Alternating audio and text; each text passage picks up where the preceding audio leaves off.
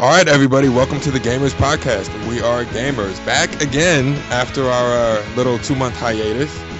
I'm your host, Justin Jones, LJ90. And with me, as always, we have Lawrence. Hey, everybody. Nice to be back. We've got Ryden with us. Hey, guys. And the always lovely Team Benevolence. Hi. And yeah, we're back. It's been 2 months since we had Kyle Hebert on the show, and then life got crazy. But we're here now, so thank you guys for sticking through with us, and hopefully we can stick around a little bit longer this time. Yeah, let's hope so. Let's hope it doesn't, start getting a little too hectic for us to keep up with this. But we're here for now. Yes, we're here for now, and as always, we want to thank you guys for listening. Yeah, why don't we just get right into it? When we're talking in our Skype chat before, we were talking about Dead or Alive 5 coming out, Tekken Tag coming out. We just started talking about fighters in general. And you know what I have to say? All the press coming out for Dead or Alive 5, even though I'm notoriously bad at fighting games, I'm probably going to end up getting it. Just because Tecmo Koei has done like such a great job promoting it. I'm going to go against my preference and my actual skill set and get something that I'm probably going to get my butt handed to me on multiple times. But it'll still be fun. Yeah. And I'm not exactly pro myself, but I've got that on the agenda. It's one of the top games for this quarter. Yeah, I already pre-ordered my copy of DOA 5. I haven't played, excuse me, I haven't played a console DOA since DOA 2 Hardcore on the PS2. Oh wow! And I have DOA Dimensions. I unlocked everything on that, on the 3DS. And now with DOA 5, I'm just glad that it's just multi-platform. It's not console exclusive, so I can get back into that series. Yeah, I mean this is a big thing because on the PS3, it's not been anything since 2000. Something or was like it that, 2001? Yeah. So it's 11, 12 years since a DOA game has been on the PlayStation console. So it's quite a big thing for PlayStation users. Yeah, especially since some of them probably did move to the 360, when they heard of, DOA 4 being released on the 360 as an exclusive. So anyone who was like a DOA fan on the PlayStation console, especially since DOA has always been an Xbox thing, with DOA 3, DOA 2 Ultimate, and then DOA 4, obviously for this gen. Now DOA 5 is multi-platform, so it kind of opens up that doorway to some of the Sony gamers again to play a DOA title. Yeah. And it's not like DOA is ultra complicated to get into. It's, for a fighting game, it's really simple in terms of its fight system and in terms of what you could do. So it's not like you're jumping into it late, then all of a sudden you're going to be lost. They've put a lot of nice new features in as well to kind of get new people involved in, new fighters involved in playing the game. There's new training modes. You can now spar online with someone, which is pretty cool. So it means you can practice your moves and you don't. You don't end up killing each other off and having to restart again. You can keep practicing moves and practicing against a real opponent online, as opposed to having to use one of the computer AI bots or whatever, or having to keep practicing dying and then KOing and then having to restart a match all over again, which is pretty cool feature. Now see that actually is a pretty cool feature. You know what I can see happening with that? Once the game gets ahead of steam, your I guess your pro circuit DOA guys, eventually at some point one of them is going to realize, I can actually offer lessons on DOA. I think some of the guys already have that in mind. I know some of them actually run sessions already on Dead or Alive 4, and as far as I'm aware, that's kind of one of the things which they'll probably continue doing, and it'll make it a lot easier for them. And if people want to get into the pro circuit, it's a nice way for them to get a bit of practice in with pro players and someone who can actually give them some decent tips. Right. Yeah, it closes the distance issue at least. Yeah. I mean, online isn't going to be a substitute for being right there next to the person, but it's a good enough, I guess you could say, replacement that, Yeah. at least you get the experience with the person rather than having to travel, halfway across the US or even out of country just to, play a fighting game with this person. Well, yeah, because I mean, it's not the same as it used to be. With I mean, you used to be able to spar with people in your house or whatever. When you were using the PlayStation console, it was a case of having to invite friends over. There wasn't the online play at the time, and so you would spar with friends, family, or whatever.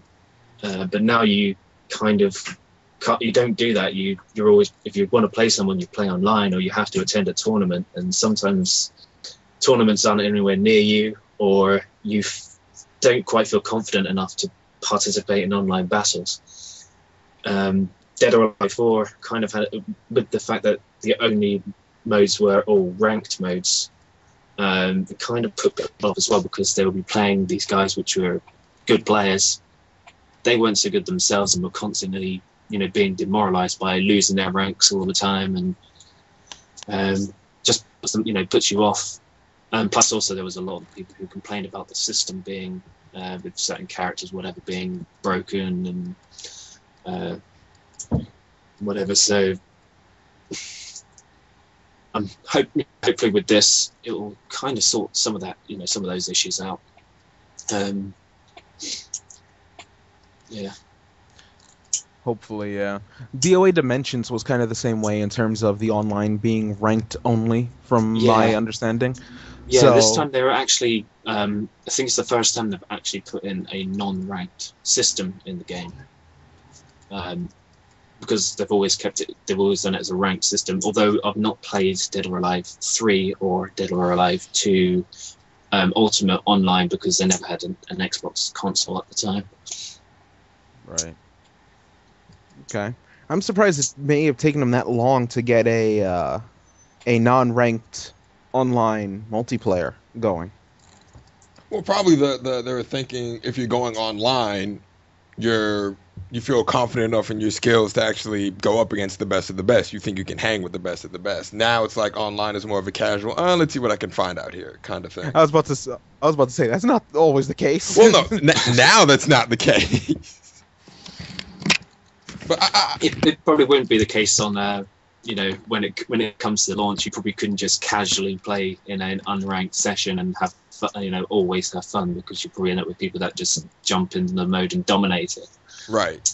Yeah. Okay. But I will say there are just some things I just know not to get online with. I tried. I forget what it was. I actually think it was Armored Core 4. I thought I was pretty good at Armored Core.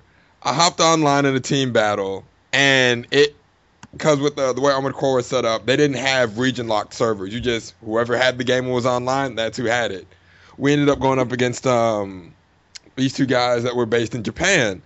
Oh God, I felt like I was just in a Zaku in the opening episode of a Gundam anime, where it's like, what? You're just showing off everything you can do? No. That's how it went down. So that is my fear with DOA. If I get online, it's gonna be, hey, I'm pretty decent. I'm decent enough. Nope. What's that? Can't even get a hit off. Put the sticks down, Justin. Put the sticks down.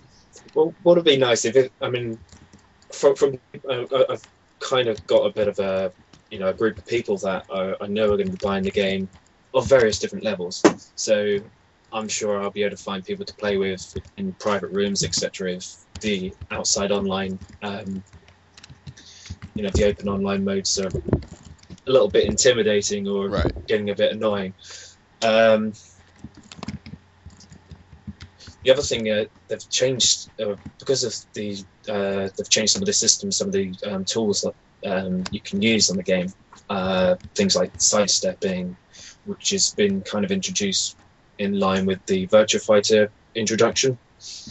Because they've got Akira and Sarah in the game from Virtua Fighter, which I've been told I tried them, but I can't, because I'm not not played it any way professionally. I can't really compare it to Virtua Fighter. But I've been told from people who play Virtua Fighter that the characters feel, pretty damn close to how they feel on Virtua Fighter itself. Oh wow. The movesets are pretty much all the same. They've added some new things because of it's a different game. They've got the counter system, etc. So they've had to implement some new moves using some of the grapples that the characters use in Virtua Fighter as their counter moves. But no, they've been introduced very well into the game. So it should be comfortable for Virtua Fighter players to jump into the game and play those two characters quite comfortably. They look pretty close to their original VF5. It looks like they went more VF5 FS mixed with the original VF5, because I've seen some things that Akira didn't have in VF5 Final Showdown that he had in VF5, but they added it back in, like his sidestep body check. In VF5 Final Showdown, they took away all sidestepping attacks. But yeah, they got a lot of. They said they got a lot of the move sets and animations and things from direct from Sega, with obviously some tweaks themselves to make sure that they fit into the Dead or Alive game and the frame rates, etc. Right. So pretty much everything was, most of the stuff is actually from Sega themselves, so from the developers of Virtua Fighter 5 and 5 Showdown. Okay, that's cool. Because I've seen Sarah gameplay, and she looks crazy compared to her Virtual Fighter version. I mean, the stuff she was pulling off was, for a VF person, I was like, wow, this is new. She's fast and she's powerful. Yeah. I think, from what I've been told, I don't think her kicks are, her attacks are as damaging as they feel in Virtua Fighter, but I think because she's so fast, she can get the damage in through good combo strings. Yeah. From what I could tell of the combo vid that I saw, her kicks were weakened in comparison to her VF style, because her VF style left her open to a lot of 40 or 50 or even 60% combos easily. Like if she got you in the air, then she could just rattle off on you with the kicks, switch the flamenco, kick, somersault, stuff like that. But in DOA, they kind of lowered her damage output from the looks of it to make up for her speed and to make up for the DOA engine. Yeah, and I think it's all to do with the trying to implement them and keep them balanced with the rest of the Dead or Alive characters, because obviously you don't want to have someone in there who will just completely dominate every other character that is currently in the game. Right. All I know is that if there is justice to be done in this DOA game, Akira should be at the top. Yeah. He's been told he's a top tier character in this game. So seriously? Yeah. Okay, so that's how you know they got Akira right. And if you're a Virtua Fighter player, you're probably going to dominate until people feel comfortable with their Dead or Alive characters, because the Dead or Alive characters don't completely have the same movesets as they do from Dead or Alive 4, and there's been a lot of changes and rebalancing. So people are going to have to learn their characters that they like to play in the previous games all over again. Because things like getting into particular stances, they've now got to do the moves to get into those stances, or they've got to perform the moves to pull off a particular grapple or combo or whatever. So what used to be quite easy in the previous game, and some of the cheap moves have now been sort of cut out or made a little bit more difficult. Okay. Well, you said you got a chance to go hands-on with it at one of the conventions you went to? Yeah. Went to the IGN First Look in London. Okay. Why don't you talk a little bit about that? Let us know how that went. Well, I've posted up onto our blog site the interview I had with Hayashi. Right. Had some good, good info from him. There was a tournament running. Didn't quite come to everyone's expectation because there were some of the guys were coming there and expecting a professional tournament when it was more of a casual event,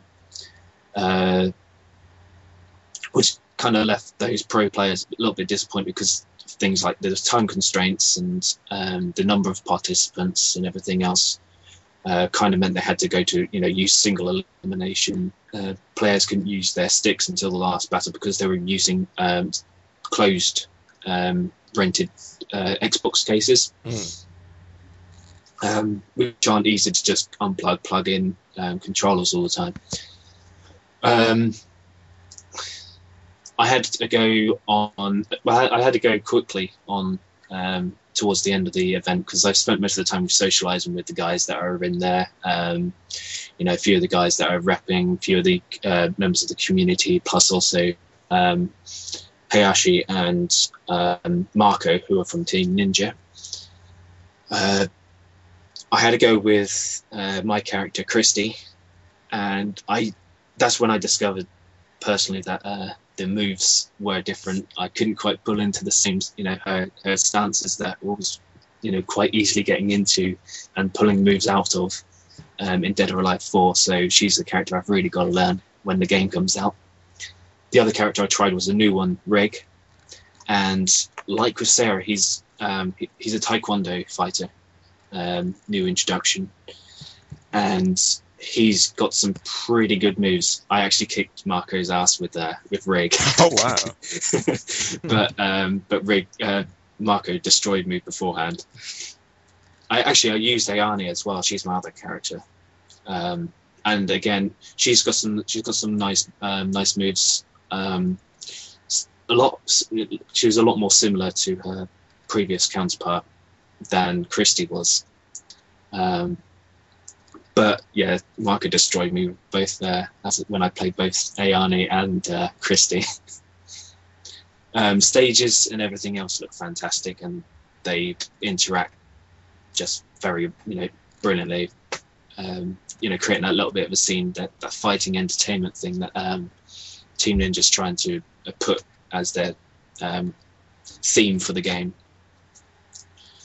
And I'm quite looking forward to seeing how people use that in in future tournaments and stuff. That's pretty much the majority of what went on. Okay. Who was playable in the build you were playing at Gamescom? Or at the IGN first look, excuse me. It was the August build. So they just introduced the two characters, Elliot and Brad Wong, into the system, and the new environment, new stage Home, which is the one with, I think it's got like 12 rooms. There's you've got this house and you can break through the ceiling, break through the floors, you can break through the walls, and then you can break off into this market area outside. It's a massive arena, although it's full of small rooms, and when you knock, there's loads of furniture around the house, around the home area. So when you knock characters into an item of furniture, they end up falling into a what's like a sit-down stun, right. Which would then give opportunity to then string in some combos. But obviously you've got to time yourself and everything. That stage was pretty cool. There's apparently you can knock in the marketplace. I've seen them knock out the chickens. Apparently you can knock out the pigs as well. So I'm waiting to see that happen. Right. With what you're describing in terms of like the furniture and everything, do you think with DOA 5 the environmental items are going to come into play like in a negative manner? Some people are saying that. A lot of people are saying it's a positive thing. I mean, there's always ways to get around it. With the sidestep and things, there are ways to avoid get yourself out of a situation. So if you're being constantly knocked into a wall, knocked into furniture, you're not using you're not using a good strategy to get yourself out of danger. So Okay. the tools are there to get yourself out of danger, but you just got to learn how to use them. So I wouldn't say that they're that damaging for those who learn to play the game. Okay. So because DOA already has like its own counter system anyway. So it's kind of easy to get yourself out of those situations, but you just need to know when to time it and you know what to do. Okay. And the other nice thing is the menu changes. They've made it so that you can change a lot of things in the pause menu, which you couldn't do before. So things like there is the option to change your sidestep style. I think you can change it from being up and down, and I think it's a combination of two buttons, or you can do it as a double tap, up or down. So it's up to the player to decide which way, which method suits them best. Right. Then all other kinds of options, things like button changes and stuff, you can do in the pause menu, and it's just a lot easier. And the button changes are simple. They look simple. The screen's simple. It doesn't look confusing or anything, like some games do. Okay, that's cool. Looks like they went to some lengths to make sure it wasn't, at least intuitive for the DOA beginner going into DOA 5. Yeah. Okay. I mean, they've taken a lot of feedback from community and crowds and stuff. So.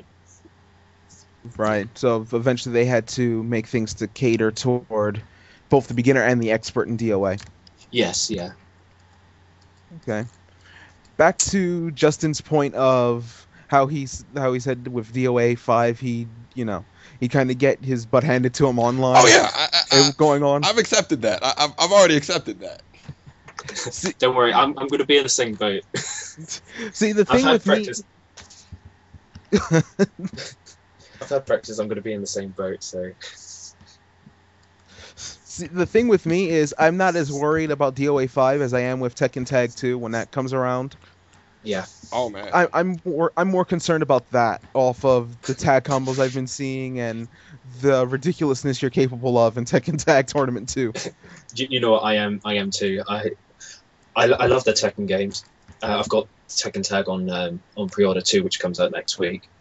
But yeah, I'm quite I'm quite frightened of my poor skills compared to a lot of other players. Because there's a very different kind of fighter, isn't it? Quite a bit, yeah. Quite a bit. Well, see, I haven't really seen anything about Tekken Tag 2. I haven't really followed up with it. So what new things can we expect from Tekken Tag 2? What have they brought to the table? Because I don't think I've touched a Tekken game since Tekken 3 on PS. Yeah, I think Tekken 3 was the last one I touched. So. Well, let's see. I have every Tekken game from 1 through to 6. Oh wow. So yeah, so I got to see as like the series kind of evolved. But with Tekken Tag 2, it looks like they kind of went more toward Tekken 5 in terms of the style. Yes. Yeah. Right, because I think there was just so many complaints with Tekken 6 and some of the things on there that they've kind of taken a step backwards to what was actually good and what players actually liked. Right, like one thing that comes to mind is the ranking system. In Tekken 6, you could only rank up to First Dan offline. And then to get any rank above First Dan, you had to go online and play the ranked mode. Oh wow. But with Tekken Tag Tournament 2, you can now rank up each individual character to Tekken Lord offline, and your online ranking is something totally different. That's cool. So they kind of split that up, I'm guessing because of the complaints of Tekken 6, because I don't know a single person who liked that change in Tekken 6.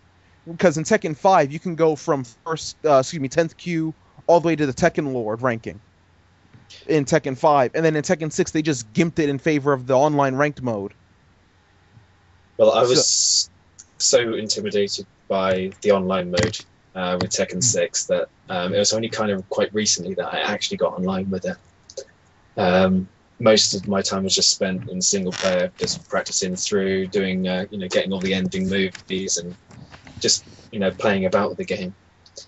But yeah, I never quite saw myself skilled enough in my moves to go online. But I've played some good battles.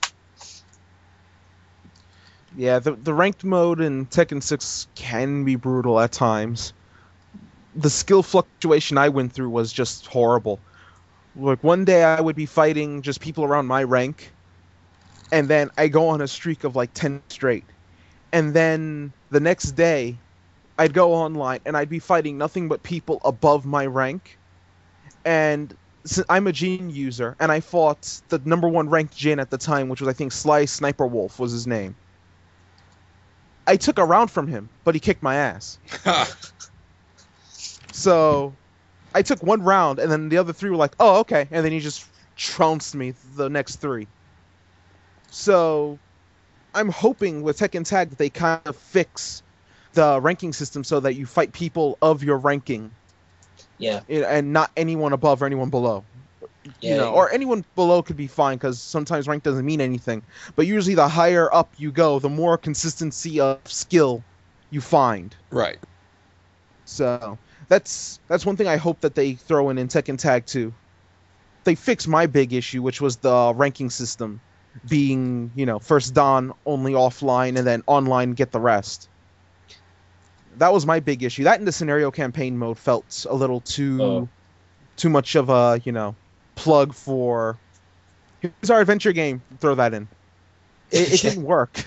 Yeah, they kind of did, they had that kind of thing with Tekken 4, wasn't it? With a similar-ish Street of Rage style Right. 3D brawler on the side as a story campaign. Right, the Tekken Force mode. Yeah. 3 and 4 had it, but the thing is with them is they made it a side mode. Right. Yeah. Like, it was this quick little mode that you can just play, and in Tekken 3, if you beat it 4 times, you unlock Dr. Boskanovich. Yeah. In Tekken 4, if you play through it, you unlock the Hanmaru Arena. In Tekken 6, it was the whole story. That is your campaign, yeah. Right. They made that the whole story. And that, in my opinion, that took away from Tekken 6 a lot. Yeah. So, with Tekken Tag 2, they're also adding a lot of customization options that you could say were only really seen in Soul Calibur before. Yeah. Like, one that came to mind recently from what I saw of the videos is before in Tekken, and even in Virtual Fighter, I'll have to say, you had to buy different colors of the outfit. Like, if you bought, let's say, like a black jacket, there's another jacket that's blue you had to buy. There's another jacket that's red you had to buy. You had to buy a pink jacket, had to buy a green jacket. Right. It was that way in Tekken 5 and in Tekken 6. In Tekken Tag Tournament 2, they introduced the color slider from Soul Calibur. So if you buy the outfit once, you can pick what color. edit. Right. You can edit the entire color from different shade, brightness, the hue, the saturation. You can actually edit the color. There is a lot of customization in this game. Yes, and a lot of throwbacks from what I heard to older Tekken games. Yeah. I mean, I'm not sure, whether characters are going to be required to be unlocked through playing the arcade mode or anything like that. I'm sure online you have all the characters unlocked to play online. But I don't know about the offline modes. I don't know whether you'd have to unlock characters like you've previously had to do in the past. Oh, yeah, I forgot Tekken 6 did that. I mean, most of the Tekkens did. There was always characters that you had to unlock from the roster, which was kind of fun. It's kind of fun. It's nice to have, something to aim for. But then at the same time, at this, this stage where it's quite competitive, people know their character that they want, so they just want to jump straight in with that character. Right. But I meant along with what you said earlier, because Tekken 6 had it so that the scenario campaign had characters hidden. Yeah. And you couldn't play the arena mode nor the scenario campaign with the hidden characters. But you could play online and practice and arcade mode with the characters you wanted. But anything regarding scenario campaign, you had to unlock them. Yes, yeah. So it was kind of weird how they did that. I will say though that I liked unlocking characters in the previous Tekkens.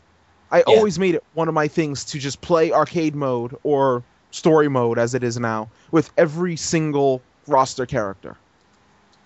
Yeah, I mean, you do it for the. I mean, you did it for the endings because you always wanted to see what the endings were, even though most of them are like really short and bizarre. Um, but you'd always, you'd always want to see what the endings are, Right. and then obviously the unlocks for the characters. Yeah, I always enjoy doing that with the Tekken games. Just running through. I would just take a day and just run through arcade mode with everyone as I could.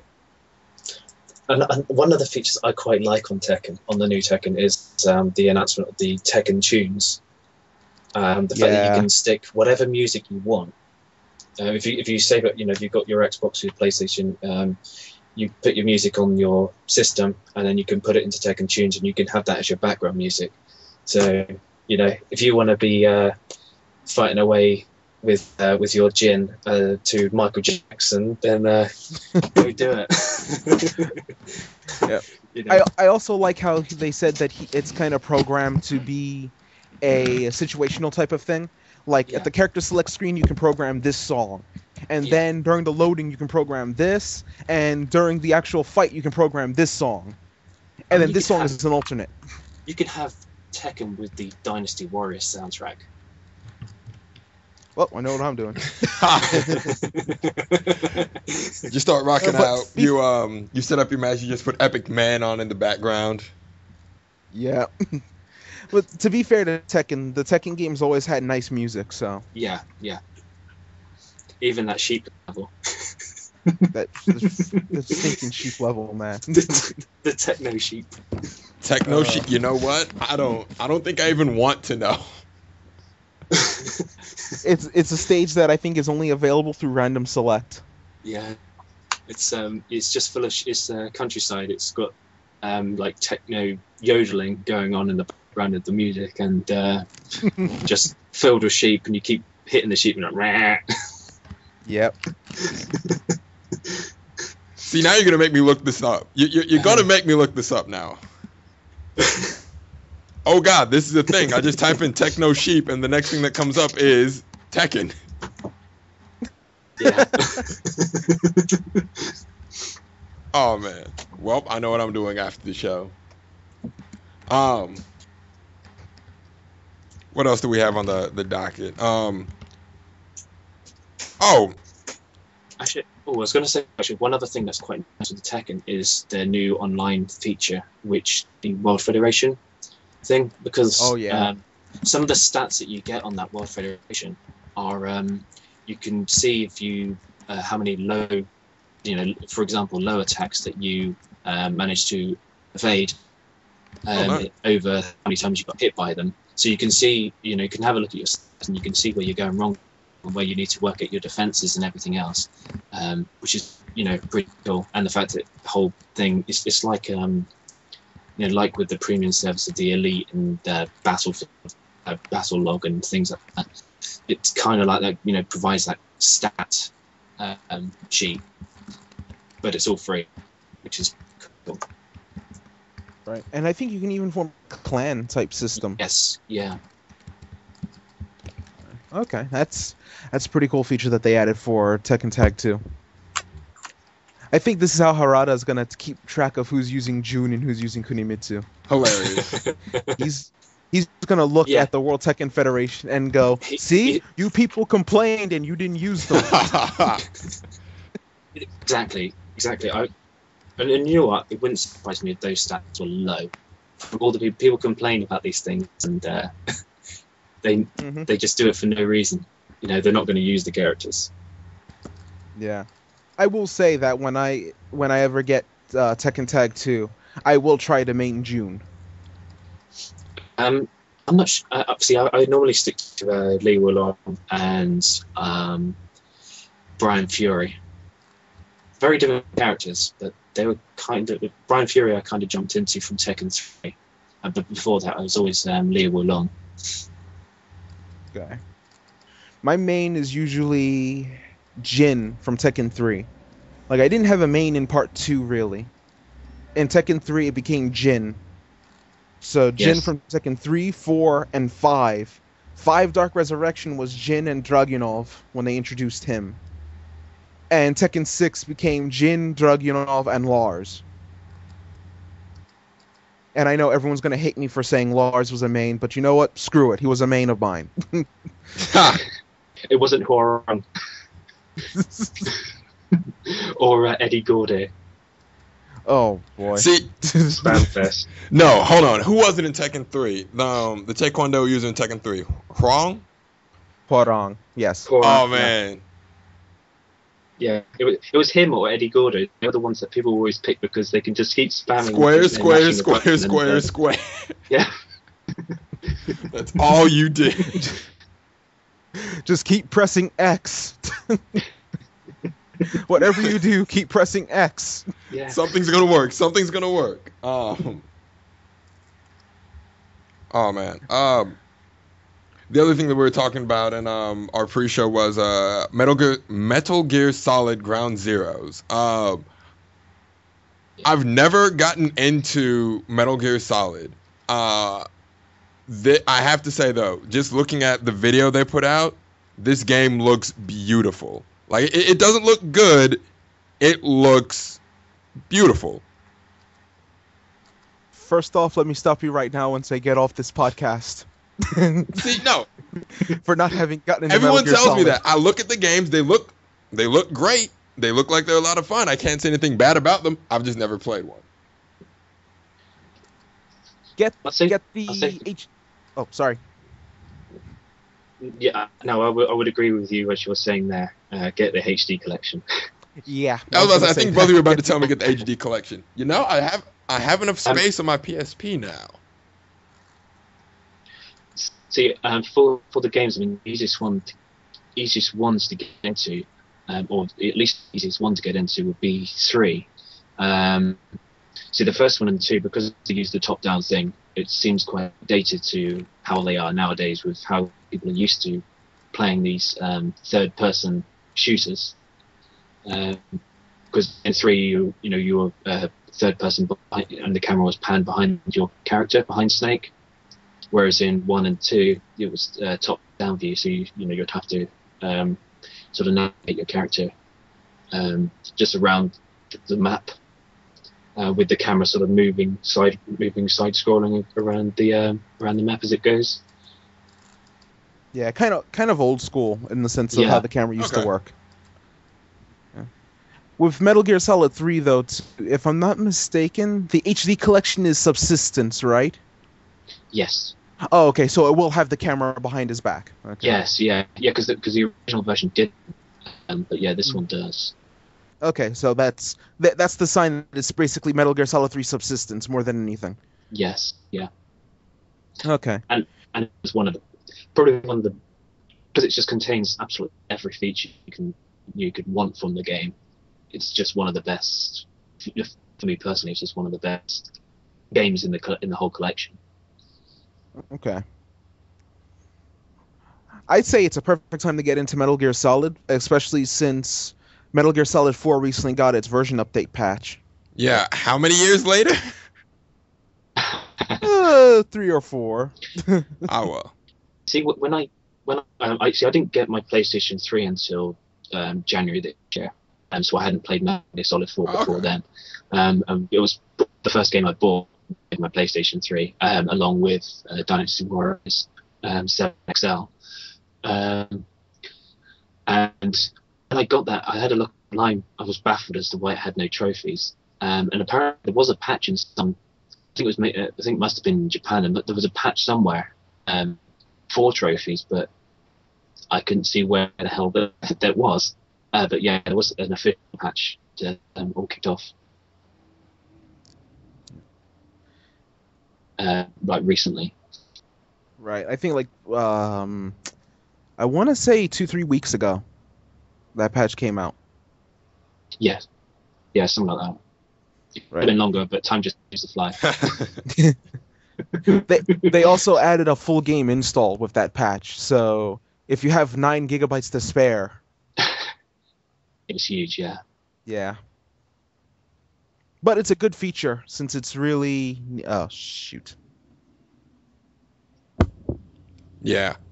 I'm about to say, I'll worry about that. You guys just keep going. Okay. Yeah, no, well, it is a good feature. It is a shame that it's out so late, but then it's from because I think they released new copies of the game in stores in line with the patch. Right. And it's a nice time because of the HD collection to get players back into thinking about Metal Gear again. And it kind of also gives a little bit of an indication as to whether or not people were playing it for for the team in Konami. To going forward with the game, going forward with the latest game. Right. I also like when what's it called? Since they did re-release it for the HD, I mean for the trophy patch and the full install patch, it Yeah. kind of gives gamers the chance to hop into it.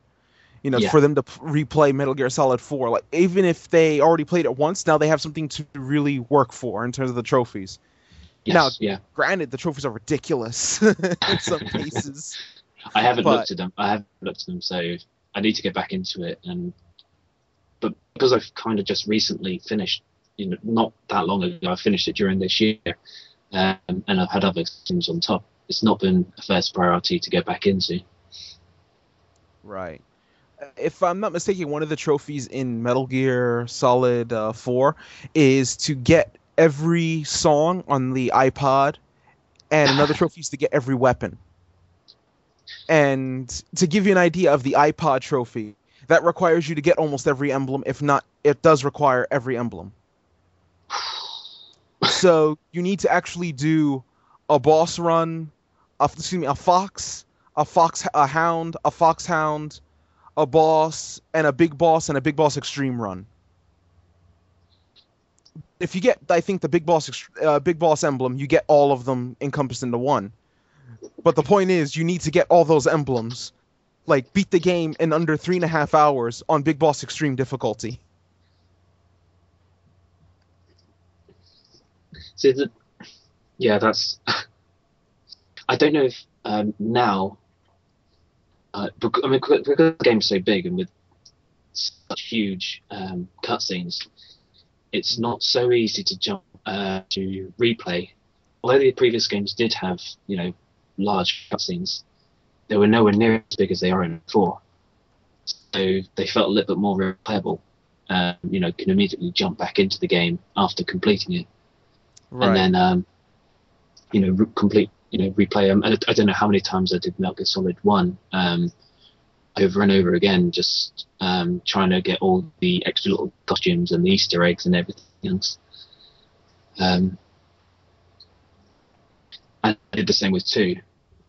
But I also did kind of did the same with 3, but 3 was when it first had that extended cutscene thing. And felt a little bit less anxious to jump back into it. Yeah, I can kind of see that. My big issue with Metal Gear Solid 4 with the cutscenes is the cutscenes are nicely done. They run a lot. Yes. They run pretty long, but they're nicely done. Yeah. My big complaint is in order for you to meet the 3.5 hour limit for the big boss emblem, you need to skip the cutscenes. Yeah. I don't know why the cutscenes count toward the timer. Time. But in order for you to make the time, you need to skip every cutscene that you can. And because you can't skip the final cutscene of the game, you need to at least beat it in under 3 hours, so the final cutscene can go through without pushing you over. I that's one thing I don't understand. You make a game with exceedingly long cutscenes, And they And- contribute towards the time in the game. right? And then they count against you when you're trying to go for a 3.5 hour run, when all the cutscenes altogether will probably be 3.5 hours. Right. I think the cutscenes altogether will be more than that. The last cutscene is an hour, and it's almost 2 hours if I recall. Is it? Yeah. Oh, from the final boss fight all the way Yeah. through to the credits. Okay, yeah, that's about an hour or an hour to hour and a half, I think. And some of the ones with with Sunny frying the eggs and stuff. So some of those ones are pretty darn long. Yeah, those are like 20 minutes to a half hour because it's a lot of plot exposition. Yeah, yeah, And then not to mention the whole Guns of the Patriots cutscene, yep. which is probably one of my favorite cutscenes in a video game. But it's about 30 to 40 minutes long. So right there, we're already at 2.5 to 3 hours of cutscene.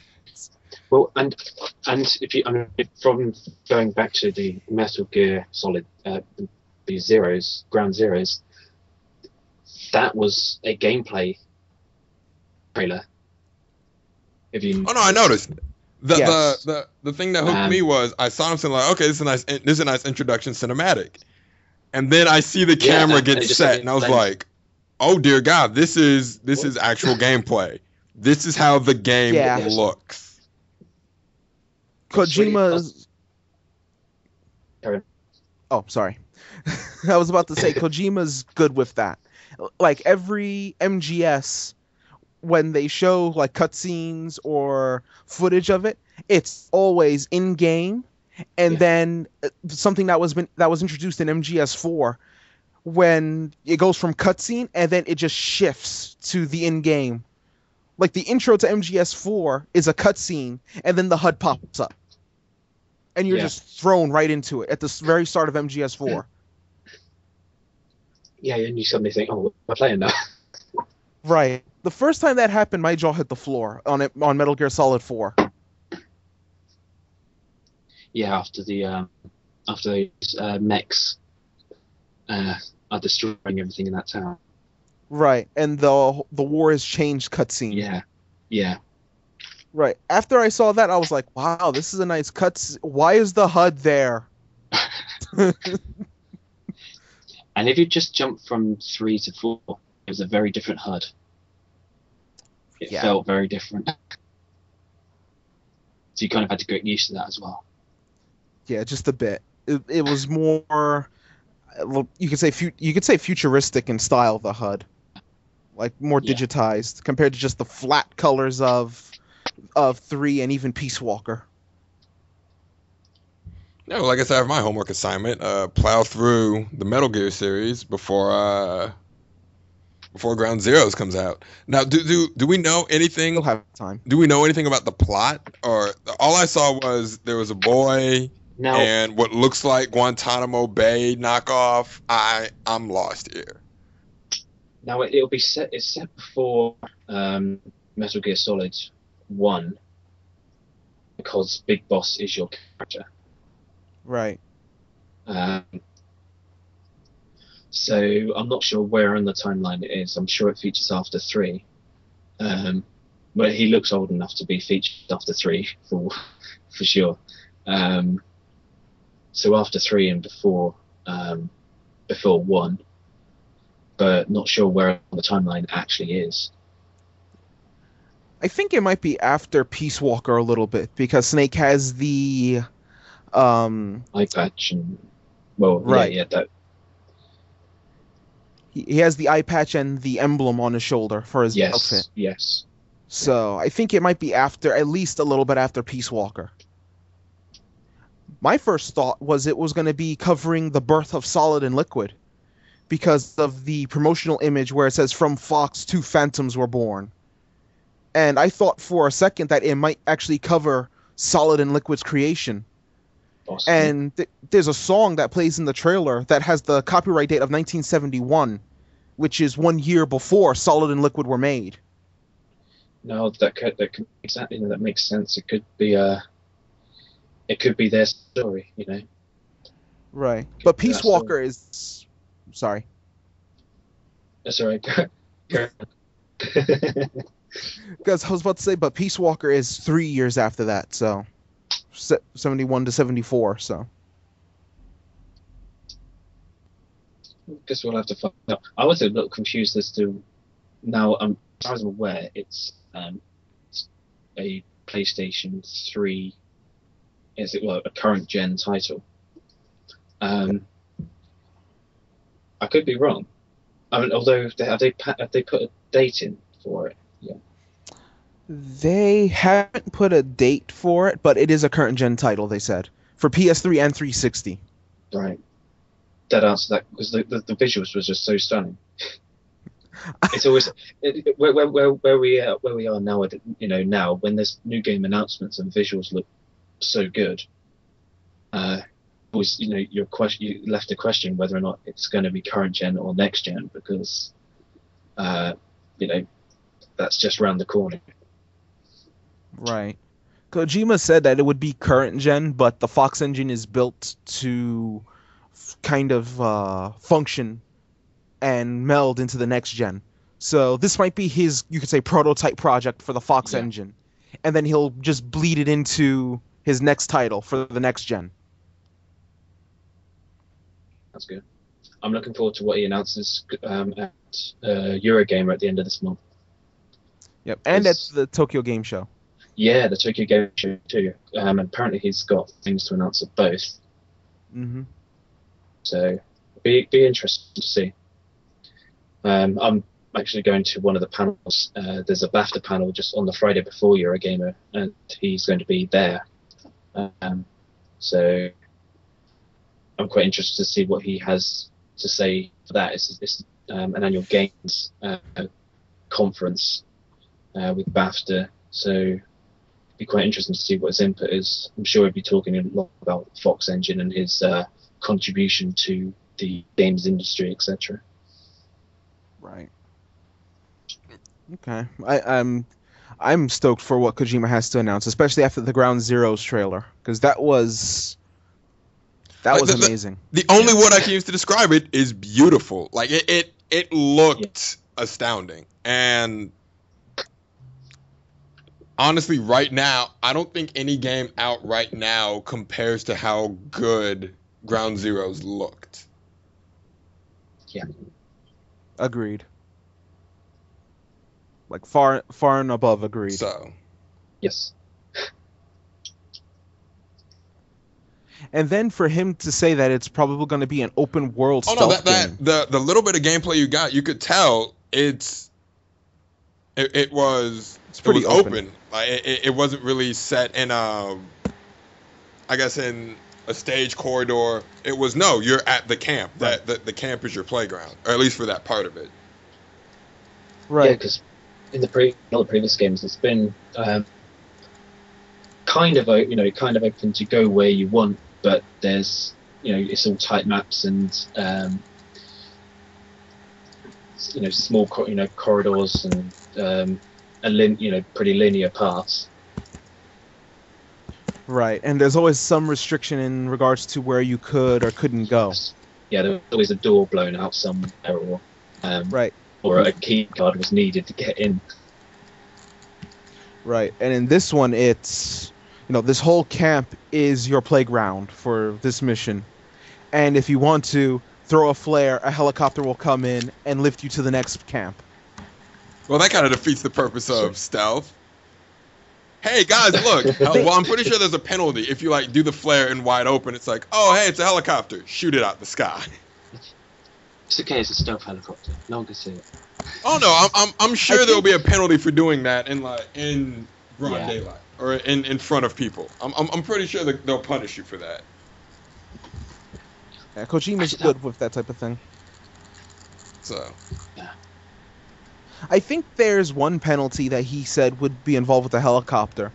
And he said with the helicopter, you can program it to play your own music. Nice. And it can play certain music. So in the gameplay trailer that they had going at the conventions recently, they had it flying into Flight of the Valkyries. And that was playing as the helicopter's just coming down and Snake goes inside of it. But Kojima said that if you play louder music, like rock or metal music, then the enemy will hear it more vibrantly than they would something slower or softer tone.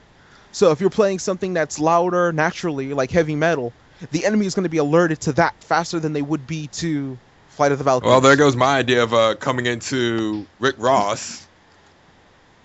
Actually, no. That'll be a great distraction. I throw the flare, they hear the helicopter, they all look at the helicopter, I go right behind. No, they'll look at the helicopter and then go, okay, blow it up. What? Didn't think that one through.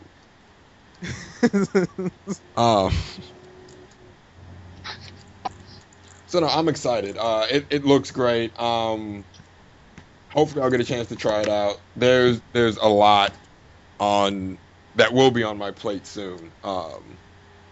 So Okay. that's why I love the fall. You have the fall is really when all these great releases come out. I guess they're trying to the fall and like right before Christmas in November is when like all the great stuff comes out. Yep. Right. Yeah, see, so some of these great titles I may have this year, unlike previous years, I may have to hold out until the sort of slower January, February months. Right. Although even February this year, this coming year, is some titles. I already have. I already so- have February marked on my calendar. I am counting down. Yeah. But to anyone that knows me or follows the show knows, like my crack at this moment is Empire 7, and that comes out in February. So I'm just like, Yes. it's coming, man, it's coming. Well, there's that, and there's I'm quite looking forward to the RPG Ni no Kuni. Right. That comes out later. That's due out next year, yeah. I've got the White Witch edition coming for that one, which is the film edition, which comes with a little plush toy and all that stuff.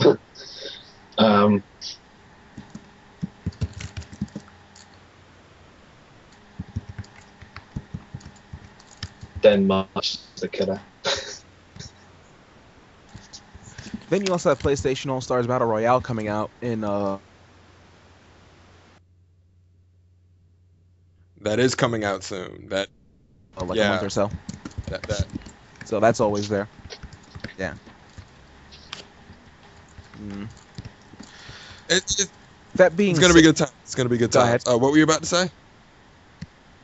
I was about to say, that being said, with PlayStation All Stars Battle Royale, some of the with the roster with PlayStation All Stars Battle Royale, they had their recent announcements with Raiden being in it to help I promote saw Metal that. Gear for Metal Gear Rising. Do you know? I thought you said Ryzen. I'm not in the game. Nope. Or are you? Why not? You're in DOA 5. Yeah, I am. Crazy. Yeah, you look almost exactly like Yo. Rig. I don't know who was it. Was it you, Lawrence, or was it Chin that actually put the pictures next to each other? It was like, actually, I think that was Chin, because I didn't do it. Yeah. Well, that's what I was. I said earlier I was playing Marco and I was playing as Rick, and that was his winning pose at the end. And Chin said, "That looks just like you." So he said, "Do the pose." So I did the pose, and turned out spitting image. there you go. I know who I've got to cosplay as. Oh, well, that's easy. Don't have to do anything. Yeah, I just need to get a workman's outfit. You'd be like, look at my face. Really? So. Oh, well. While we're talking about announcements, Square Enix had a couple of announcements while we were gone. The most recent of which is they have a new Final Fantasy title coming out. And Lightning's back. Yeah. Huzzah? Question mark? I'm cautious because the last time Square Enix did a direct sequel was Final Fantasy X-2. I'm like, oh, okay. I thought this was gonna be versus, but yay? Question mark. Now, they were kind of, from what I understand, they're kind of taking a different direction to 13 as well. It's the way they've said it, if I recall. It's Final Fantasy 13 was character based. Final Fantasy 13-2 was was world based or something. Final Fantasy 13 was story driven. Story Final Fantasy 13-2 was player driven. Final Fantasy 13 Lightning Returns is world driven. That's their theme. Yeah. So it's supposed to be a kind of different experience to what you've had on the previous 13 titles. And that's fine, but if you're Is guess it going to be? if you're just the casual Square Enix fan, all they've been hyping since before 13 was released was Versus 13. Every announcement they've made so far is, oh yeah, it's not Versus 13. But this new thing, guys, Yeah, it's like- hey! It's like, we got this new game coming out. It's this new Final Fantasy title. You're gonna love it. It has 13 in the title. Final Fantasy 13-3. But they did announce that that it's not in canned. It's still in development. Whether or not they'll put anything further out in at TGS is yet to be discovered. All I know is so was Duke Nukem Forever. No, In terms of being in we will development. not bring back the shame. I have to say, I don't think the world has been collectively disappointed in a game. Because when Duke Nukem Forever dropped, my roommate at the time was like, "Oh man, Duke Nukem Forever, I gotta get it, I gotta get it." I was pretty hyped for it myself, and even seeing the videos, it looked humorous. It kind of brought back that that old the old macho ego feel to the from the games, and that was about as far as it went. I think he played the first 2 stages, and then he was like, "Bump this game," and like it never saw the light of day ever again. I don't see those loading times helped at all. Yeah. Well, you could tell, like, just by playing it, you could tell it had gone. You could tell when who was it that finally got their hands on it at the end? Gearbox. Gearbox finally got it, and they hadn't done a lot. They didn't to change They didn't do anything with the engine. The engine from the different segments of the game, you could tell which developer developed which part and when it was developed. Like, you could tell the beginning was like, okay, we're just fresh off of Duke Nukem 3D. The middle, when they tried to get all gritty, real, it was like, okay, that's what we're going through that time period. You could tell, like, they didn't change anything that the previous dev teams did, other than maybe the base controls. So, Wow. It was bad. Michelle, you want to hop in on your thoughts with Square Enix with their recent Final Fantasy announcements? Where to start, I really liked 13, I liked 13 too, but when I found out about Lightning Returns, I was like, okay. It's not a big deal, actually, to be honest, because I think when sort of the whole thing of like 13.2 and the DLC, I thought it was a bit of a rip-off, and then, you know what, they're saying that basically the characters from 13.2 are all in Lightning Returns, and considering the death toll at the end of 13.2, yeah. Wait, how are all the characters in Lightning Returns if they said that this game would be like several hundred years after 13.2? Magic. It's my answer. Well, and like Michelle just alluded to, like, without giving any spoilers, the death toll in 2 gets up there. I've never played 13.2, so I don't know, but I don't mind spoilers on that front.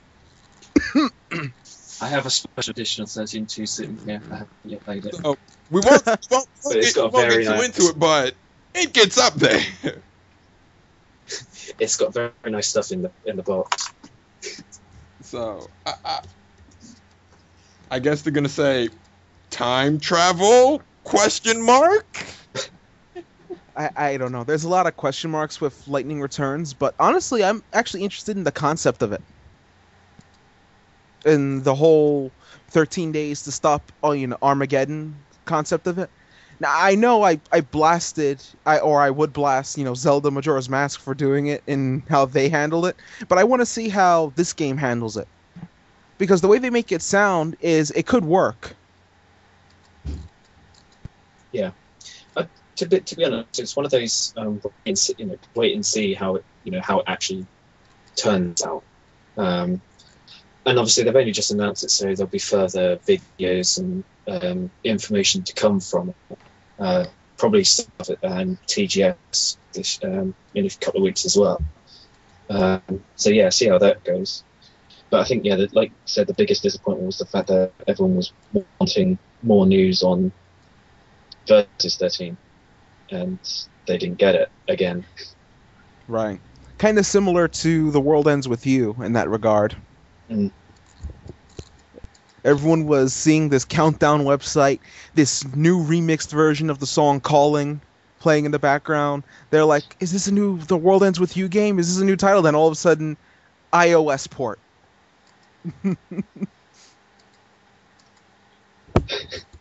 And not only that, Well, they're charging like I think it's like $20 for it, and there's like loads of people getting quite outraged at how sort of expensive it is for. Yeah, it was the most expensive, one of the most expensive items on the App Store. Well, it's insulting on a couple of fronts. You just hyped up a lot of re-interest in The World Ends With You thanks to Kingdom Hearts 3D, Yes. by putting some of those characters in there. And now you're saying, oh, you're gonna get an iOS port for $20. Sorry about that sequel you guys thought you were getting. Like it's like they know what their fans are expecting, they just don't care. Yeah. Right. The one thing I find quite interesting, which comes in line with the iOS thing, was the Final Fantasy Dimensions, the iOS game that comes in 4 parts. The first part being cheaper, and then the other 4 parts. I think it ends up coming up to an equivalent of about $20 or something. But thing with a Final Fantasy game on there, I think there's usually enough gameplay, especially if you're a grinder, like most Final Fantasy players are, to have the gameplay time to justify the amount. Plus, where it's in chapters, you don't. If you buy the first one, you don't get on with it, or you don't think it's worth it, then just don't bother with the rest of them. So, but I know people that have got the first episode, and they said it's really, really good. And they said it's more than worth the money. They've spent, a good 10 hours or so grinding in this first episode, and it's got that old school Final Fantasy feel to it, the old Crystal Warriors style Final Fantasy feel. So. Okay. It seems like Square Enix can make quality titles on the iOS, like as you're describing Dimensions. It sounds good. Yeah. But the pricing. Well, I bought Final Fantasy 1 and 2 on the iOS, and again they were kind of more expensive on the app front to other games that were around. But the games are so big, and I've paid more than what I paid on the iOS on the App Store for the games in other versions, so it didn't really bother me too much.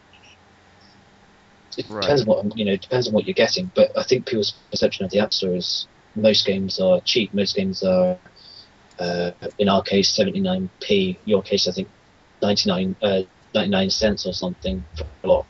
And then they kind of don't straight up, they don't go up too far in the price.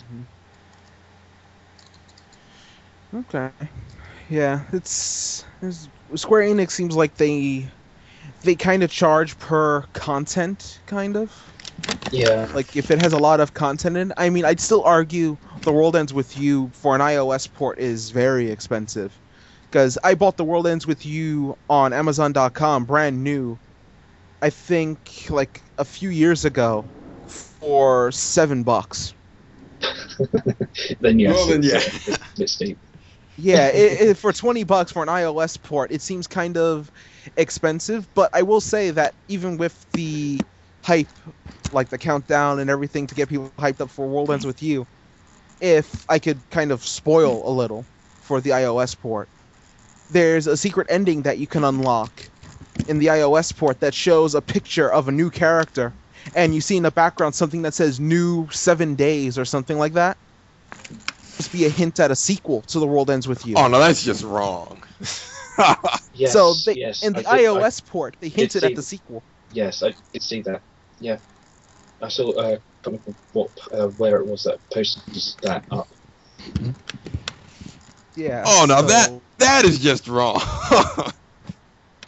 And there's also something with Kingdom Hearts where there was a hint towards there being a Kingdom Hearts 3. Oh no, they have to do a Kingdom Hearts 3 based on how based on how Kingdom Hearts 3 ends, there has to be a 3. Yeah, there was a hint somewhere, and it said on something, and it said something about the next number title. Oh, the message during the credits, Right. if I'm not mistaken, is like letters scrolling through the credits, and if you decipher them, it makes out a message that everyone deciphers as hinting at not only a Kingdom Hearts 3, but an HD collection. Yes, I think a HD collection has kind of been has already been semi-announced already. Shut up and take my Or money. leaked out. So If they're doing an HD Apparently. collection, then I will just be like, all right, just stop talking now. We're done with this conversation. Here's my wallet. Take what you need. We're good. that would it would be nice. Very nice. Yeah, I would, if they give it the final mix versions of both 1 and 2, Yeah, then that would be a buy, easily. definitely.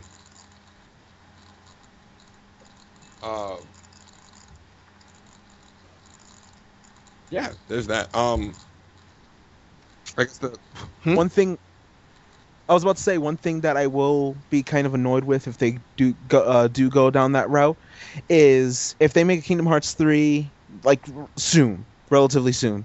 If they make a Kingdom Hearts 3 relatively soon, and if they make an HD collection relatively soon, how much longer are we going to have to wait for Versus? Because it's the same team. Oh, it is the same dev Tetsuya team. Nomura. Oh, we're never getting Versus. Yeah. Versus will go down in the annals of history as this generation's Duke Nukem forever.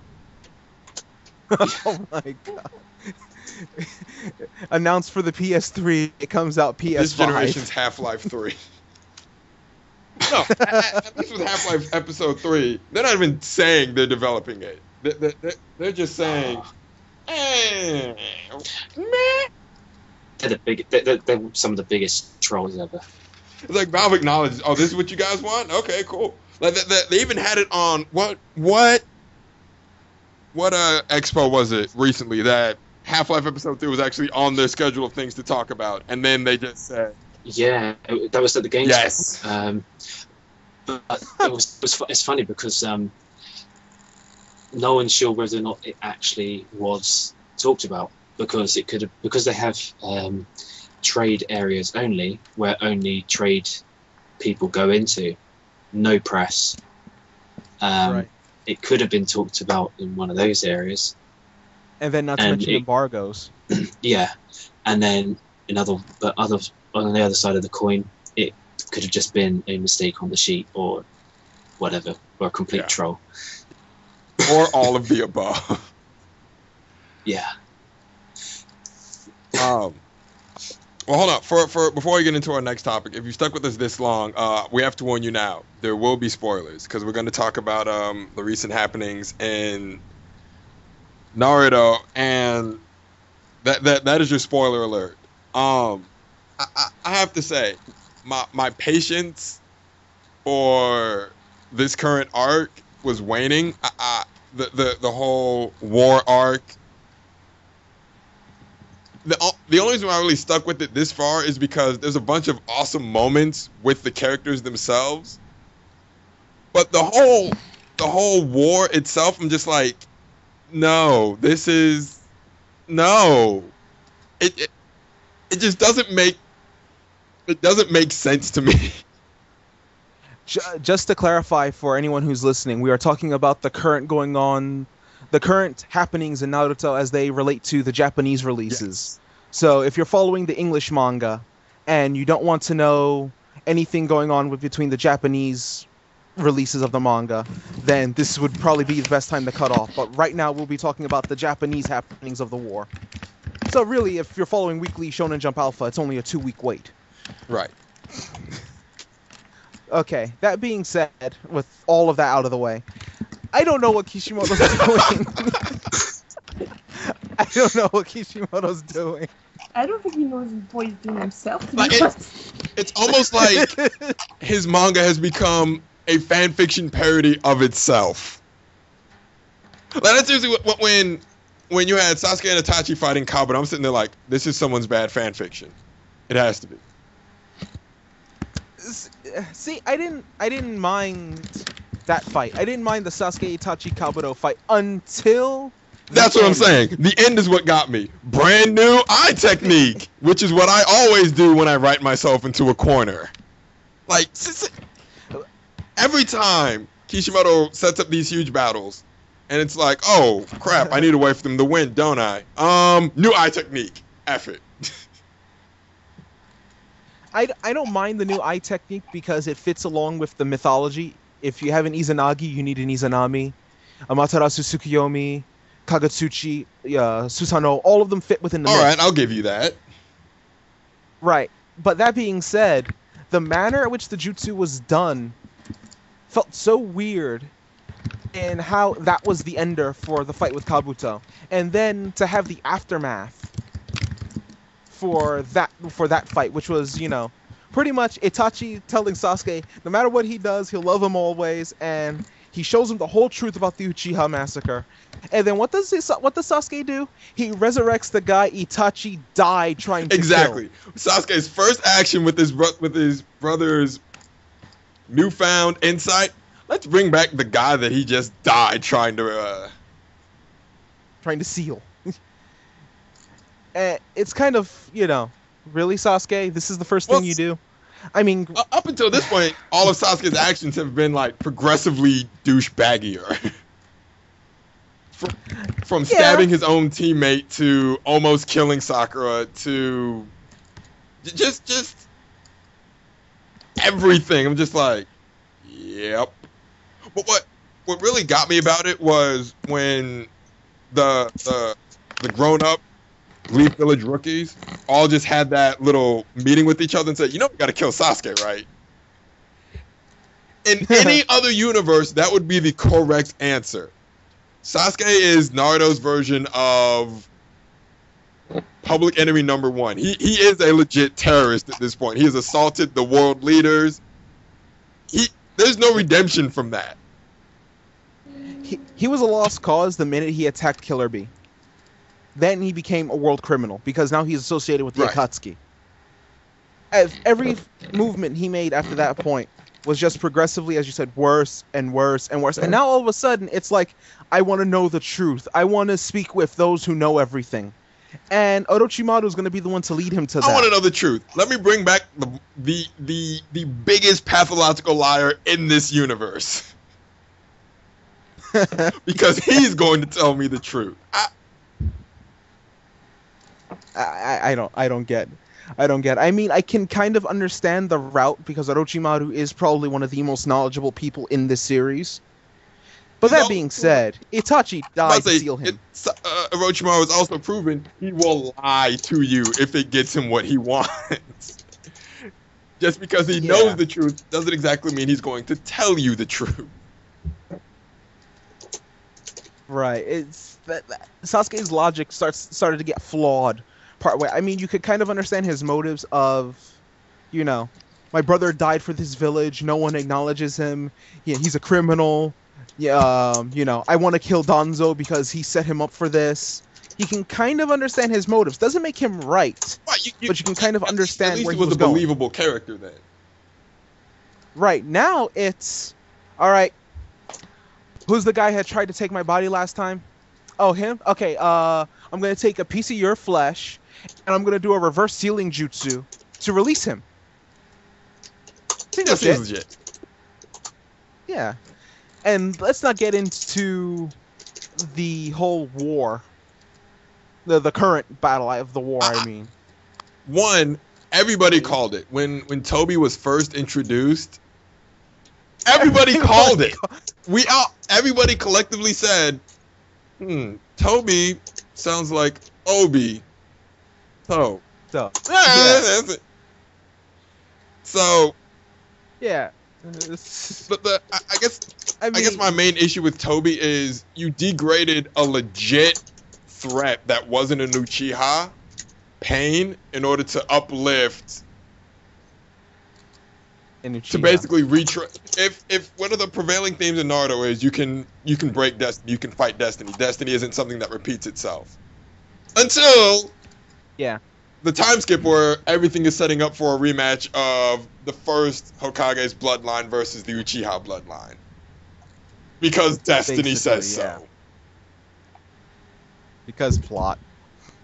I'm trying to find the actual chapter of when Toby was introduced. Let me see.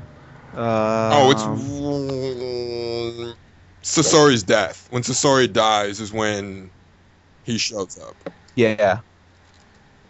Cause, Okay, because I'm looking at the chapters to see if I can find it. Whichever chapter has Sasori dying, is when it's like Toby's a good boy. Yeah.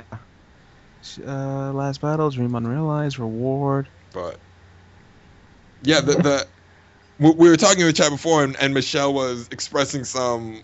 What was it exactly you said?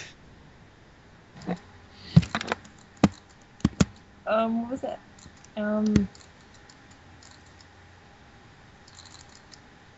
But I'm trying to remember. We were talking about how, just like he's just insulted all of our intelligence at this point. Yeah. It was something relating toward the recent reveals, obviously, with Toby being Obito and all that. About his madness. Yeah. Where is that chapter?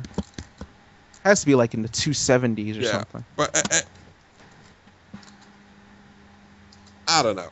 It's between Naruto and Bleach. Oh God. Between those two, I'm just like, why? You've created such great characters, and that's the thing. He writes really great characters, gives them great backstories, interactions, motivations. It's just the universe he put them in. Meh. Yeah. For both of them, I can see that. Like, okay, I think should we give a spoiler warning for Bleach too? You know just what? in case? Yeah, let's just do that. Okay, so this is your spoiler warning for the current happenings with the Quincy arc in the Japanese manga for Bleach. So, if you stuck through the Naruto conversation, first off, we're happy for you. But if you stuck through the Naruto conversation, then and you don't want to know anything about Bleach, then this might be a good time to stop listening. Okay, now that spoiler warning's out the way, I liked the Bleach chapter recently until you realize that this whole thing is going to be pointless because Yamamoto's going to get his Bankai stolen. Okay, here's my whole issue with this. The captains, they're supposed to be centuries old. They've seen it all. Their brilliant strategy for fighting a group of people who can seal Bankai is, I will let him seal my Bankai. That's their brilliant plan. That's my complaint with the whole thing. I expect that type of idiocy from Renji. Not Byakuya. I expect Renji to be dumb enough to say, well, if he seals my Bankai, maybe Byakuya can figure something out about it. No. Yeah, that's what I thought. Renji was about to do Bankai. Byakuya stopped him. And then Byakuya was pretty much all, let me use my Bankai, then you figure out how to stop him. I'm looking at it like Renji should have been the sacrificial lamb here. Because he's by far weaker than Byakuya. And yet, that's not the case. And so, after seeing this ability, 3 times now? Yamamoto's first action is, let me use my Bankai.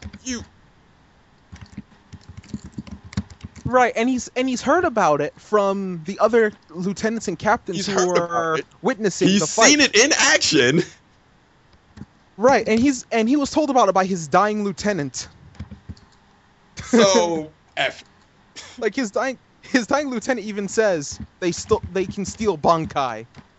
Yamamoto's first action upon meeting their leader uses Bankai. Because reason. Okay. I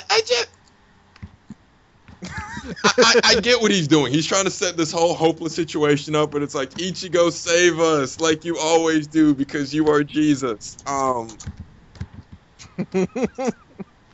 Don't get me started with the whole thing with Ichigo still being stuck in that prison and Kisuke being ambushed by that guy, and we don't know who that guy is yet. He's gonna be stuck in the prison until Yamamoto falls. Then he's gonna get out and save the day. And We still don't even know who the guy was that killed, I think it was Kirge. well, you know what? If it turns out to be someone like Grimjaw, I will throw I will throw something. I think Grimjaw would be believable simply because he never He died. bled out. Well, no one bleeds out and bleeds. No one bleeds out and bleeds. Remember, when Ukiura died, he disappeared. This is true. Well, no, he got And also, flat. What did he disappear? Or did he just get slashed? Oh, He disappeared. Because he got blasted, and I think he started okay. disappearing. And also, keep in mind, I think the data books for Bleach confirm that Grimjaw survived. And Ukiura's dead. So we have that with Bleach going on, because it's been a month since we've been there. Yeah. And then for him to off-screen Kenpachi, Of all things, yeah.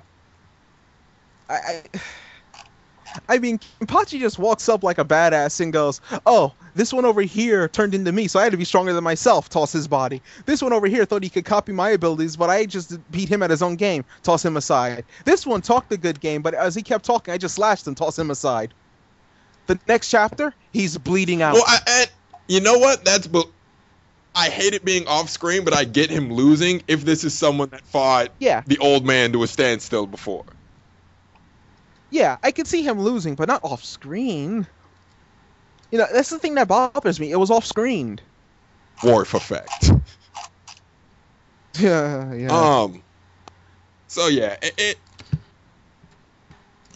hopefully it gets better. I feel like I'm in an abusive relationship right now. Maybe it'll get better. Dude, with Bleach, it's been an abusive relationship since the Fullbrings. If they had just ended it with Aizen, that would have been a great send off. Just everyone disappearing, him going back to class. Yeah, it's kind of bittersweet and not a happy ending, but at least it's closure. Yeah, it would have completely. The way I would have done the ending was how the game Soul Resurrection did the ending, which was instead of Kisuke being the one to seal Aizen, Ichigo's final Getsuga Tensho is the thing that destroys Aizen. Like, it splits him in half and decimates him in the game. After that, have the ending progress like the manga. Except Aizen's dead, so there's no reason to seal him away. And Ichigo is losing his powers, so he has to say goodbye to his friends and everything. And then that would have been closure. Yeah. That would have been the end. Because Ichigo now can't go back to Soul Society, has to go back to human life, and the Soul Reapers now have Ichigo to thank for saving them. Now, who they gotta thank? Kisuke? You know, you make this lead hero into someone who's supposed to be able to stand against the villain. But in the final fight, where he's supposed to fight against the villain, one of the relative side characters is the one who gets the final blow. You know what? That's believable to the point of Ichigo wouldn't have been smart enough to do that. Smart enough to what? He wouldn't have known how.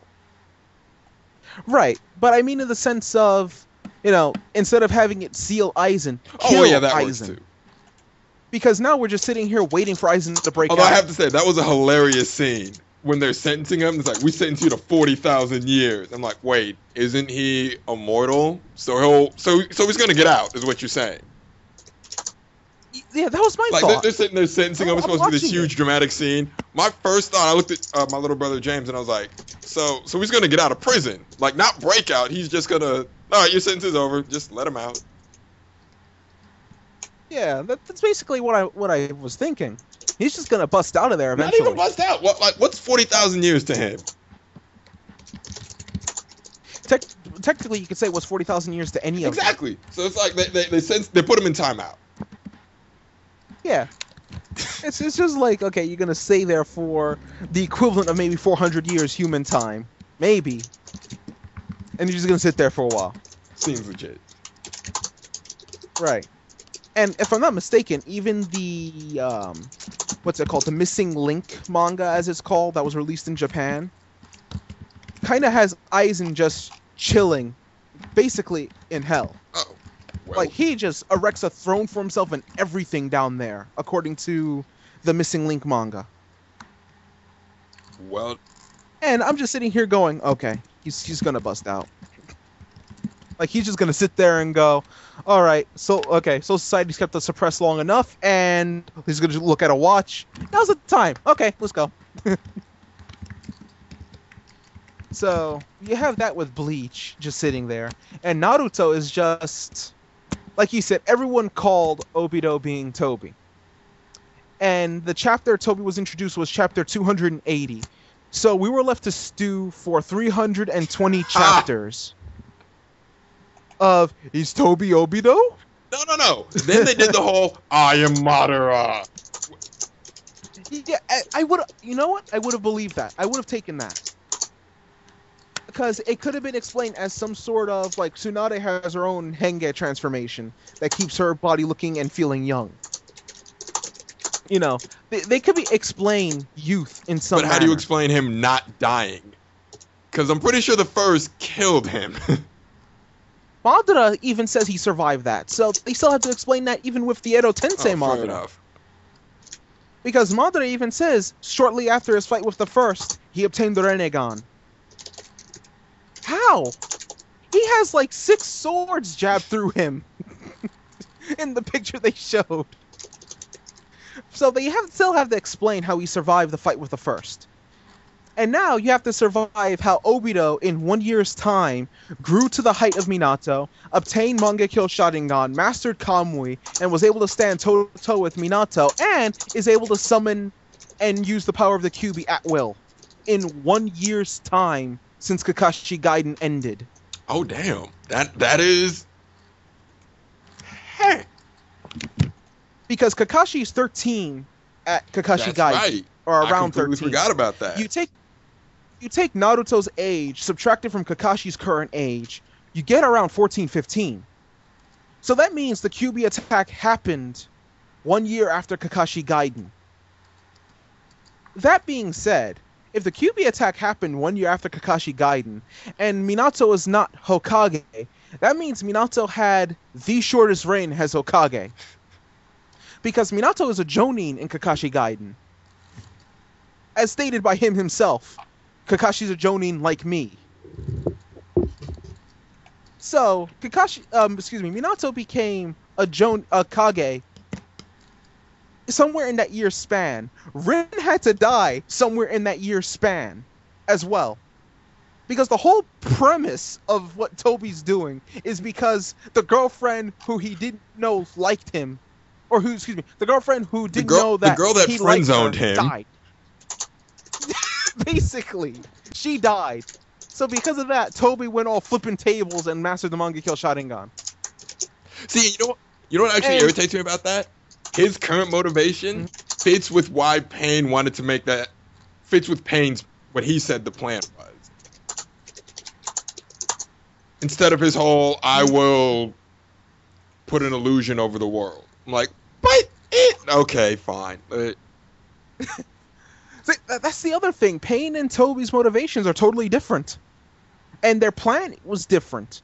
Pain wanted to create peace through war. Basically. Have the Kyuubi had the Bijus as weapons. Right. And Toby is all, my girlfriend died. Wasn't your girlfriend. My girlfriend died. I will destroy my entire clan. Because this also leads into which Toby was which during the flashbacks. Because the Toby that fought Minato had the short hair, like this current Toby. The Toby that met Itachi has the long hair, like Madara. The Toby that was the Mizukage had the long hair, but when Toby unmasked himself in front of Kisame, Kisame recognizes him as a former Mizukage. Unless they're the same person? See, I was thinking they were operating under the Toby moniker concurrently, if this is to be believed. Because Madara knows him by name. He calls him Obito in the last chapter. So they clearly know each other. Right, and they even have the same plan, which is the Moon's Eye plan. Because Madara, when he gets resurrected, even goes, so the Eye of the Moon plan still hasn't taken effect? So Madara knows this plan. He knew it. He knew going into it what, the plan was. So him and Toby had to have some interaction beforehand.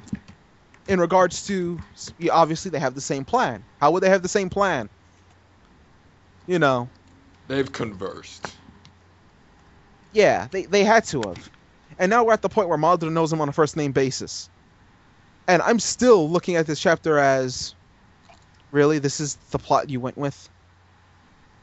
I mean, if this was any other character, we would write it off. Like, if this was Sasuke, we would write it off because he's a rolling ball of vengeance right now. Yeah, his sanity is clearly slipping. Right. That if it was Sasuke, we'd write it off. The fact that he had a character who's been built up for 320 chapters, with no exaggeration, 320 chapters, because 280 was his introduction. 320 chapters of Mystique, who's the guy behind the mask. Wait, he's Madara Uchiha? How's that? Oh, wait, so he's trying to get Sasuke to kill the Kage. Okay. Oh, no, it was all to test Sasuke. Okay. It's get him to kill Danzo. Why is he doing this? Why did he kill the Uchiha? Why did he help Itachi? And now it's... I did this because my girlfriend died. Yeah, 320 chapters of Mystique kind of just vanished with Toby. Not to mention the whole split personality thing was kind of cool with Toby. And then that just promptly faded after chapter, 400? I think was around the Uchiha flashbacks. Yeah, chapter 400 it faded. Because that was the Uchiha flashbacks. And then Toby was no longer split personality. Now he was just Madara Uchiha identity. And then we find out he's Obito. It's... I don't know. I don't like this this unveil at all. I mean, everyone called it. That doesn't make it less stupid. We will see. We will see. If Kishi can explain, you know what actually gets me? The games do a way better job of explaining things than the source material. Yeah, Storm 2 did a very nice job of the story, and can I just say, Storm 2? I saw the Daroi, his gameplay video. Oh dear God, he should not be allowed to be used in casual tournament. No, he should be banned. That's not fair. No, not Sasori. Daroi, one of the. Oh, yeah. Okay. That is not fair. I didn't catch. I love Darui Storm 3 stuff. His stuff is nice. I like how they tuned him up. So. But I don't know. I don't know what Kishi's doing. I don't think even he knows at this point. It's especially a problem when 599 is so littered with plot holes and errors. Like the Jonin's ages are something, something off, like very bad. Let's see. Minato's face is on the Kage monument when it shouldn't be, because he's a Jonin at this time. It's been explained. They don't put his face on the monument until he dies, right? Yeah. Minato? When he's Kage, he has his face on the monument. It's the whole thing about the Kage monument, because the third has his face on the monument. The fourth gets his put on when he's made Hokage. But the problem is when he's the team captain of Team Minato or Team Namikaze, he's a Jonin. He tells this to his group. Kakashi is a Jonin like me. So how is it in this flashback his face is already on the monument? That's one of the big plot holes, or one of the errors.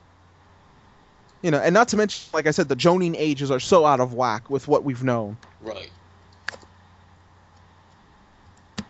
Continuity be damned. And then, of course, yeah. And then apparently, Obito and Rin took the Chunin exam before they graduated the academy. According to that last chapter.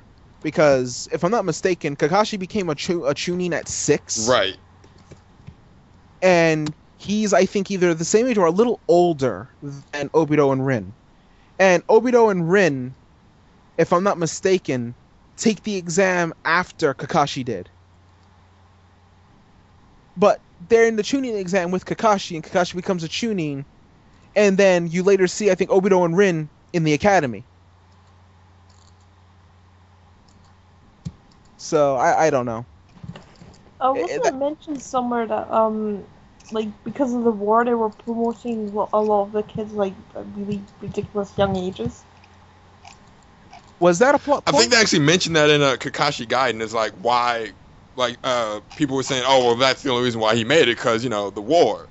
They're trying to hate on Kakashi instead of acknowledging. No, kid's he's actually pretty good. Yeah, because freaking. So yeah, he made Chidori at that age. Okay, so if that is the case, then okay, that kind of explains it. But it also kind of still screws up the timing of when Obito and Rin became Chunin. Because they take the Chunin exam with Kakashi apparently a little before they take the actual academy training. Now that academy training is completely useless to you, step into the academy. Yeah. Oh. And then, yeah, I did this because Rin died. Get out of here. Unless this is all just Madara effing with him. I hope so. So. I really hope so. That's always an option. We are running against time now, so this would be the part of the show where I say I need to go down to the dungeon and edit this so we can post it. You want to do a quick what everyone's playing before we sign off? I guess we could do that. I thought we were going to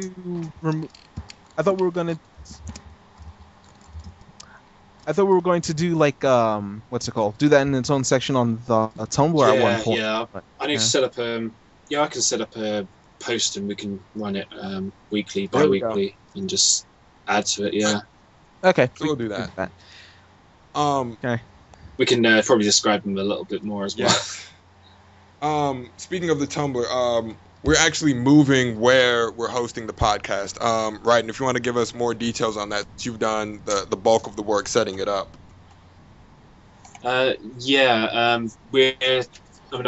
tried to put the podcast now onto YouTube, and we're now going to be posting the podcast episodes from the YouTube channel onto a different site.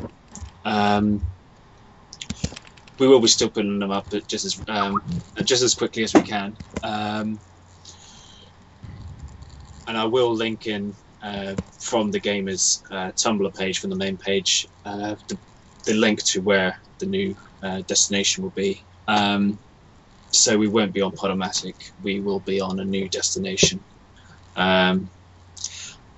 Probably include a link on the YouTube video when it gets posted too. And a link on our Tumblr at least. Yes, keep it active across Twitter. Right. Yeah. Okay. But having it on YouTube means we can also directly put the episode onto our page every time we onto our GAMRs page, as well as a one-stop shop for all the episodes. Very true. Right. Okay. That could work. So we can absolutely spam you guys with our voices. Yeah. But we know you love. Right. Because we know you can't get enough of this quartet of beautiful voices. This magnificent quartet. Exactly. Oh man. Okay.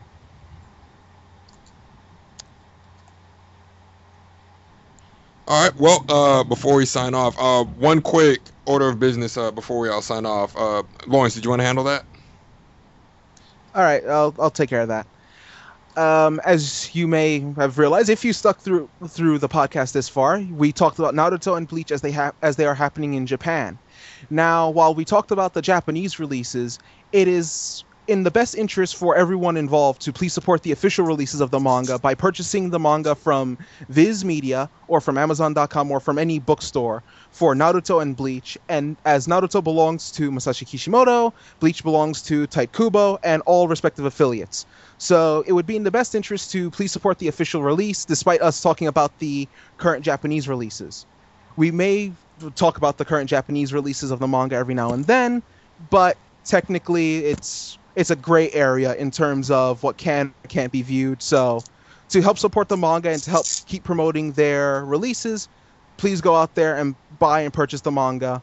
And if you are really impatient in terms of releases, Weekly Shonen Jump Alpha releases the manga on a 2-week delay from the Japanese versions, so you can be relatively caught up if you subscribe to the Weekly Shonen Jump Alpha for Viz Media. Cool. Very. And with that, we just want to say thanks for sticking around with us. We enjoyed having you. For us here at the Gamers Podcast, I am LJ90 Justin. I'm signing off. This is Lawrence signing off. See ya, everybody. Have a good night. See you later, guys. And Team Benevolence. Yep, see ya. Take care, everyone. Later.